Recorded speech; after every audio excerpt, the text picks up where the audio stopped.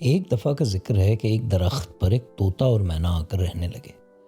رات گئے تک بحث کرتے، یہاں تک کہ سارے پرندوں کی نیندیں حرام ہو گئیں۔ طوطا کہتا کہ عورت نے مرد کی زندگی کیسے کیسے خراب کی ہے، عورت بری ہے اور مرد اچھا ہے۔ مینا کہتی مرد دھوکے باز ہے، بے وفا ہے، عورت تو کتنی پیاری، کتنی معصوم ہے۔ سب پرندے شام کو تھکے ہارے آتے، سونے لگتے تو آگے طوطا مینا کی بحث ان کا انتظار کر رہی ہوتی۔ ایک پودنا اور پودنی بھی وہاں رہتے تھے۔ پودنی ایک دن تنگ آ کر بولی، پودنے جی یہ بحث کب تک چلے گی؟ کب سے چلے جا رہی ہے۔ پودنا بولا، لڑنے دو انہیں، ہمارا کیا لیتے ہیں، اپنا وقت ضائع کرتے ہیں۔ پودنی بولی، یہ صحیح گئی آپ نے، ہمارا کیا لیتے ہیں، سو تو سکتے نہیں ہم رات پر۔ آخر یہ عورت مرد کون جانور ہیں کہ جن کے لیے دونوں اپنی جان عذاب میں ڈالتے ہیں؟ پودنے نے کہا، او ہو، مرد اور عورت کو نہیں جانتی تم؟ یہ ایک خاص مخلوق ہے، اسے انسان کہتے ہیں۔ مرد جو ہے میل ہے اور عورت اس مخلوق کی فیمیل ہے، یعنی مرد نر ہے اور عورت مادہ۔ پودنی نے کہا، تو ان طوطا مینا کا کیا لینا دینا ہے اس مخلوق سے؟ پودنا بولا، میری بھولی پودنی، بہت گہرا رشتہ ہے ان کا، یہ دونوں پہلے اسی مخلوق کی قید میں تھے۔ تمہیں پنجرے کا پتہ ہے؟ پودنی بولی، نہیں تو۔ پودنا بولا، میری پیاری پودنی، انسانوں نے بہت کچھ بنایا ہے، پر ایک ایسی انوکھی چیز بنائی ہے جس میں وہ ہم پرندوں کو بند کر لیتے ہیں، جہاں سے ہم نکل ہی نہیں سکتے۔ اگر نکل بھی جائیں تو وہ پنجرہ ہمارے اندر ہی رہتا ہے۔ ان دونوں کا پنجرہ ان کے اندر ہی ہے، تبھی انسانوں کی ہی باتیں کرتے ہیں۔ پودنی بولی، تو وہیں مرے جا کر انسانوں میں ہمیں کیوں تنگ کرتے ہیں؟ پودنا بولا، وہ یہاں کہاں ہیں میری پودنی، وہ ابھی بھی وہیں ہیں، انسانوں کے پاس۔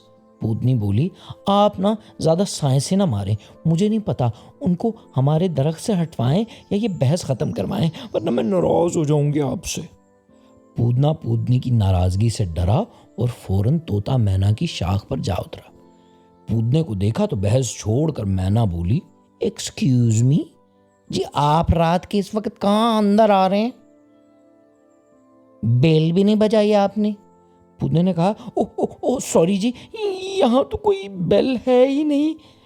مینا نے کہا، مجھے نہیں پتا، آپ باہر جائیں اور منہ سے بیل بجا کے آئیں۔ پودنا بیچارہ منہ سے پھر پھر کرنے لگا۔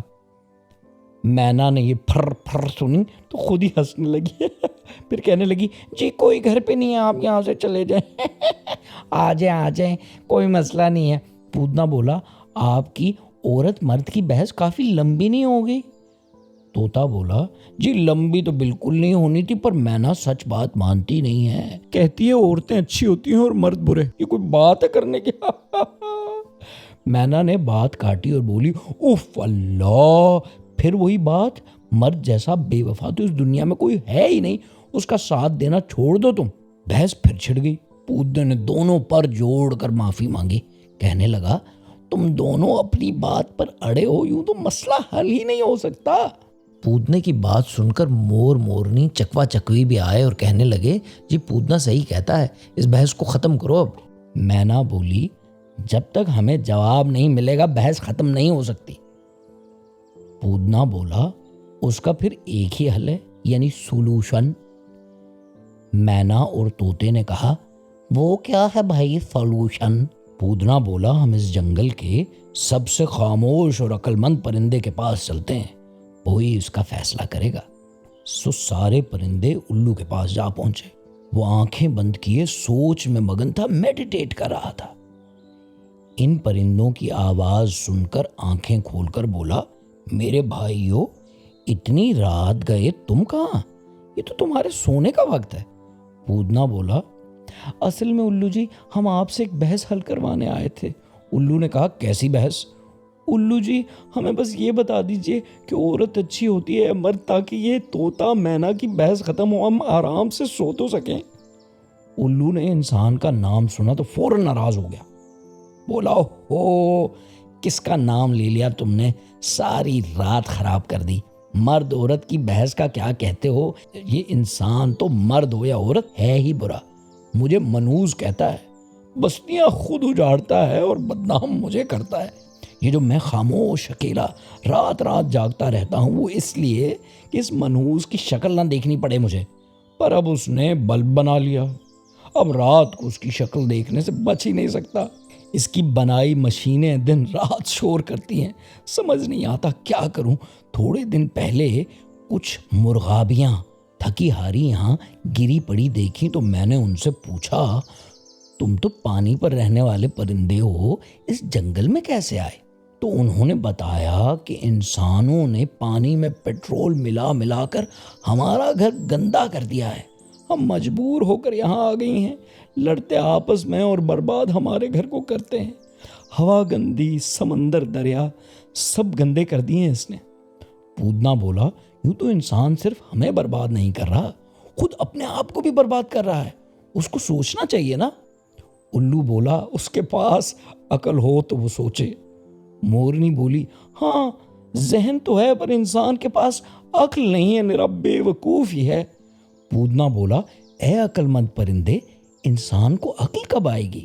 الو بولا، سنو میری بات، ناگا پربت کے پاس ایک گھنا جنگل ہے، وہاں ایک کوا رہتا ہے، نام ہے اس کا کاگا منی، اس کے پاس جاؤ، شاید اس کے پاس تمہارے سوال کا جواب ہو، میرے پاس تو تمہارے سوال کا کوئی جواب نہیں ہے۔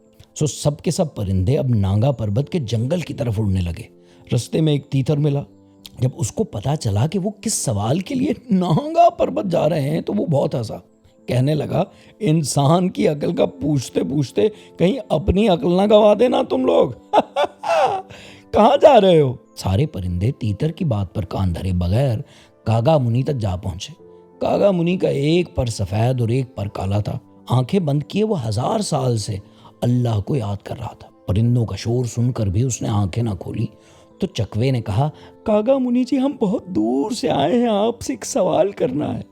کاگا منی نے آنکھیں کھولی اور پوچھا، کیسا سوال؟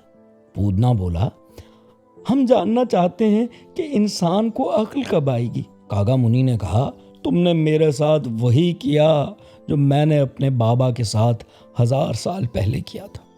پرندے بولے، تم نے اپنے بابا کے ساتھ کیا کیا تھا؟ کاگا منی بولا، میرے بابا 1000 سال سے اللہ کو یاد کر رہے تھے، ان کے پروں کی کالک تقریباً دھل چکی تھی، صرف تھوڑی سی کالک بچی تھی۔ میں نے ان سے جا کر کہا، بابا ایک بات پوچھوں؟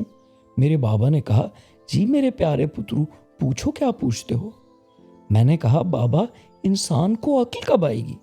بابا نے مجھ سے پوچھا، بیٹا تم کہاں گئے تھے؟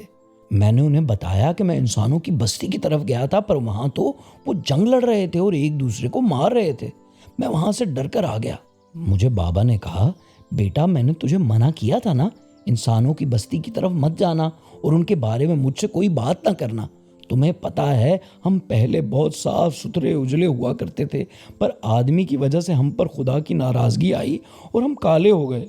میں یہ عبادت اس لیے کر رہا تھا کہ اللہ کی ناراضگی ہم سے ختم ہو اور ہم پھر صاف ستھرے ہو جائیں۔ اب تمہارے سوال نے میری عبادت کو خراب کر دیا ہے اور ہم کوے اب کالے ہی رہیں گے۔ اب تم کر سکو تو عبادت کرو اور کووں کی اس کالک کو ختم کرو۔ میں اب بہت بوڑھا ہو چکا ہوں۔ سو تم لوگوں نے بھی وہی سوال مجھ سے کیا اور میری ساری محنت اور عبادت برباد کر دی۔ اب میں اڑتا ہوں اور اس سے بھی کسی تنہا جگہ پر جا کر عبادت کرتا ہوں۔ پودنے نے کہا، کاگا منی جی ہمارے سوال کا جواب تو دیتے جائیے۔ کاگا منی نے کہا، ان پہاڑوں سے بہت آگے ایک شہر ہے ہنزا، اس ندی کے ساتھ ایک سیبوں کا باغ ہے، اس باغ میں ایک بوڑھا درخت ہے اور اس بوڑھے درخت پر ایک بوڑھا نیل کنٹھ رہتا ہے، وہ دیز دیز پھرا ہے، پرندوں میں اگر کوئی جواب دے سکتا ہے تو بس وہ ہے۔ سو اب سارے پرندے وہاں سے اڑے اور نیل کنٹھ کو ڈھونڈنے لگے۔ مہینوں کی کوشش کے بعد انہیں آخر بوڑھا نیل کنٹھ مل ہی گیا۔ تھکے ہارے پرندے باغ میں اترے تو نیل کنٹھ نے کہا، دوستو کہاں آئے ہو، کہاں کو جاتے ہو؟ پرندوں نے ایک زبان ہو کر کہا، استاد نیل کنٹھ ہم تو آپ کے پاس بہت دور سے آئے ہیں کہ ایک سوال کر سکیں۔ بوڑھے نیل کنٹھ نے پوچھا، کیسا سوال میرے بچوں؟ استاد ہم پوچھنا چاہتے ہیں کہ انسان کو عقل کب آئے گی۔ نیل کنٹھ بولا، تمہاری تو مت ماری گئی ہے کہ ایسا سوال کرتے ہو۔ میں ہر جنگل، ہر پہاڑ، ہر سمندر پر گیا، ہر جگہ میں نے انسان کو بے وقوف ہی پایا، وہ دھوئیں سے ہوا گندی کرتا ہے، تیل سے سمندر گندے کرتا ہے، جب پھر بھی جی نہیں بھرتا تو ہمارے جنگل کاٹتا ہے۔ دنیا کے سارے جانور، سارے پرندے ہی اس سے تنگ ہیں۔ اپنے ذہن کی طاقت سے وہ چاند اور مارس تک چلا گیا ہے، پر عقل اسے نہ آئی ہے نہ آئے گی۔ پرندے کہنے لگے، اگر ہم اپنے حصے کی عقل اسے دے دیں تو کیا تب بھی اسے عقل نہیں آئے گی؟ نیل کنٹھ بولا، تم لوگ پاگل تو نہیں ہو گئے؟ کوئی کسی کو اپنی عقل نہیں دے سکتا۔ تم نے اس کوے کی کہانی نہیں سنی جس نے انسان کو عقل سکھانے کی کوشش کی تھی؟ پرندے بولے، جی نہیں، ہم نے تو ایسی کوئی کہانی نہیں سنی۔ اس پر بوڑھا نیل کنٹھ بولا، آج سے بہت صدیاں پہلے دنیا کے پہلے انسان کے 2 بیٹے تھے۔ ایک بیٹے نے، جو بہت ہی زیادہ لالچی اور بے وقوف تھا، اپنے بھائی کو مار دیا اور اس کو کاندھوں پر لیے لیے پھرتا رہا۔ ایک کوے نے اسے یوں پریشان دیکھا تو اس سے بولا، اے بے وقوف، تو اپنے مرے بھائی کو لیے پھرتا ہے، میں تجھے اسے دفنانے کا طریقہ بتاتا ہوں۔ سو اس کوے نے انسان کو دفنانے کا طریقہ بتایا۔ جب یہ بات کوے نے اپنے بابا کو بتائی تو وہ بہت پریشان ہوئے، کہنے لگے، تو نے انسان کو کیا سکھا دیا؟ اب تیری دی ہوئی سیکھ سے وہ دنیا میں یوں ہی اپنے گناہ چھپائے گا اور اس کا گناہ ہمیں ملے گا، اور اب ہم صاف ستھرے نہیں رہیں گے، کالے ہو جائیں گے۔ یہ کہہ کر نیل کنٹھ نے پرندوں سے کہا، اپنا وقت ضائع مت کرو، انسان کو اس کے حال پر چھوڑ دو۔ یہ سن کر پرندے بہت اداس ہوئے، پر مرتے کیا نہ کرتے، واپس گھر کو چل دیے۔ اب جب گھر پہنچے تو طوطا مینا بالکل خاموش ہو گئے۔ کئی دن گزر گئے۔ پودنے نے پودنی سے پوچھا، پودنے جی، یہ کیا ہوا کہ پہلے یہ دونوں اتنی بحث کرتے تھے کہ کسی کو سونے نہیں دیتے تھے، اور اب بالکل خاموش ہو گئے ہیں؟ پودنے نے کہا، میری پیاری پودنی، اب انہیں عقل آ گئی ہے، یہ اپنے پنجرے سے باہر نکل آئے۔ سو پیارے بچوں، آج ہم نے ایک جنگل کی سیر کی اور جنگل میں دیکھا کہ پرندے ہماری وجہ سے کتنے پریشان ہیں۔ سو آج کا سبق ہم نے یہ سیکھا کہ ہم ایسے انسان نہیں بنیں گے جو اللہ کی دوسری مخلوقوں کو تنگ کرتے ہیں۔ ہم اچھے انسان بنیں گے تاکہ اللہ بھی ہم سے خوش ہو اور انسانوں کے علاوہ اللہ کی دوسری مخلوقات بھی ہم سے خوش رہیں۔